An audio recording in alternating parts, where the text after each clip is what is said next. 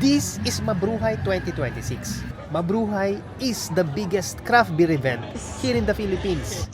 Aside from the beers, meron din ditong entertainment. Pero ako personally, natikman ko na most of the beers here. So I'm more interested dun sa mga brands na bago pa lang. And this one caught my eye. This is called Himagsikan Brewery.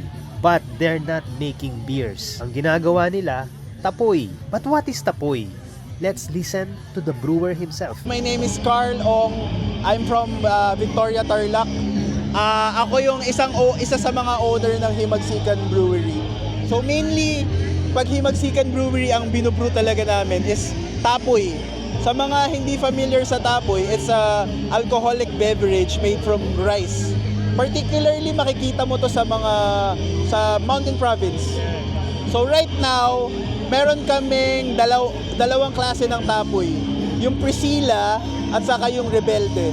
Yung Priscilla is made in collaboration with Phil Rice.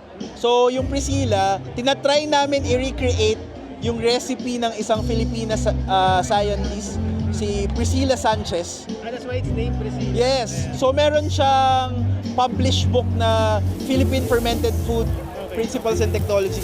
Yan yung recipe niya doon. Okay. And then yung Rebelde naman, yan yung personal recipe namin nung partner ko. So, we've been brewing since 2019. Pero etong Himagsikan Brewery, ilalunch pa lang namin siya hopefully by the end of the year. Right now, wala pa kaming hindi pa kami available commercially. Pero if meron kaming production at meron ding mga event na ganito, baka mas maganda i-like nyo kami sa Instagram. Himagsikan Brewery. Yeah. Himagsikan Brewery, IG. Aside from Himagsikan, nakita ko din itong bagong Pinoy craft beer brand.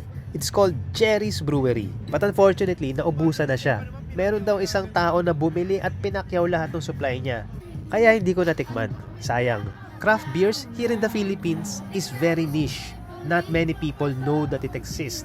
But I'm glad may mga ganitong klaseng event para makilala ng mga tao kung ano pa yung mga ibang options ng beer na pwede nilang subukan. Particularly, mga local craft beers. Let's all support local products like this. Thank you for watching. See you in the next episode.